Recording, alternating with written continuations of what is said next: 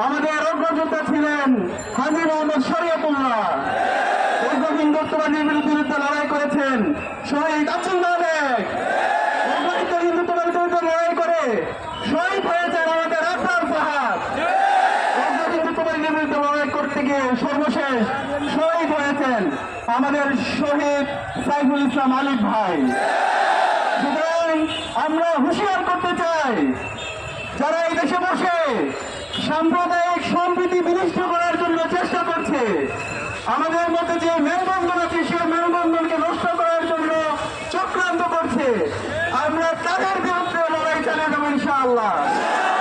প্রিয় সংগ্রামী ছাত্র জনতা, এই উগ্র হিন্দুত্ববাদীদের যারা দোষর আসে, আমি অন্তর্বর্তীকালীন সরকারকে অনুরোধ করবো তাদেরকে যেন দ্রুত সময়ের মধ্যে নিষিদ্ধ করা হয়। প্রিয় সংগ্রামী ছাত্র জনতা, আপনারা জানেন 24-এ ছাত্র জনতার উপর ফ্যাসিবাদী আওয়ামী লীগ এবং তার দোসররা গণহত্যা এবং শিশু হত্যা চালিয়েছে। কিন্তু দুর্ভাগ্যের বিষয়, আজকে 3 মাস পরেও আমাদের গণহত্যা এবং শিশু হত্যার বিচারের জন্য রাস্তায় নামতে হচ্ছে। অন্তর্বর্তীকালীন সরকার বলতে চাই, আপনারা এখানে ভোট বিলাসের জন্য আপনাদেরকে আমরা ক্ষমতায় বসাইনি। রক্তের উপর দাঁড়িয়ে আজকে আপনারা সরকার পরিচালনা করছেন। আপনাদেরকে অনুরোধ করবো যে এই গণহত্যা এবং শিশু হত্যা যারা পরিচালনা করেছে আওয়ামী লীগ এবং তার দোসরদেরকে দ্রুত সময়ের মধ্যে যেন বিচারের আওতায় নিয়ে আসা হয়, নাহলে আমরা আপনাদের বিরুদ্ধে আন্দোলন শুরু করবো।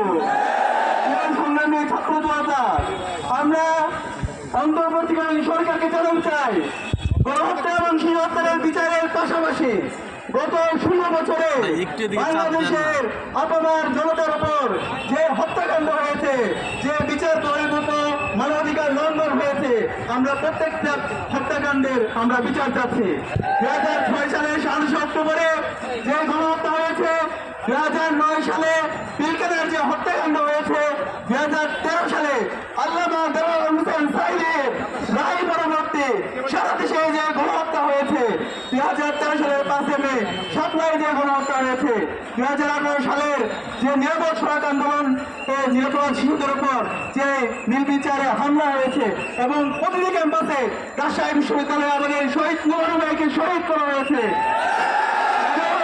আমাদের চট্টগ্রামে শহীদ সাকিব ভাইকে নির্মমভাবে হত্যা করা হয়েছে এবং প্রতিটি ক্যাম্পাসে যে হত্যাকাণ্ডগুলো হয়েছে, শিক্ষার্থীদের উপর নিপীড়ন হয়েছে, আমরা প্রত্যেকটা হত্যাকাণ্ড এবং নিপীড়নের আমরা বিচার চাচ্ছি।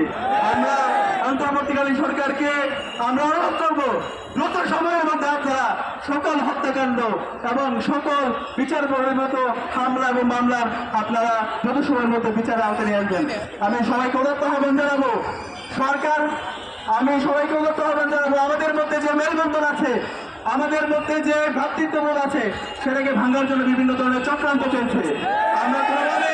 আমরা কোনোভাবে কোনো ধরনের মব জাস্টিস আমরা ইনশিওর করবো না।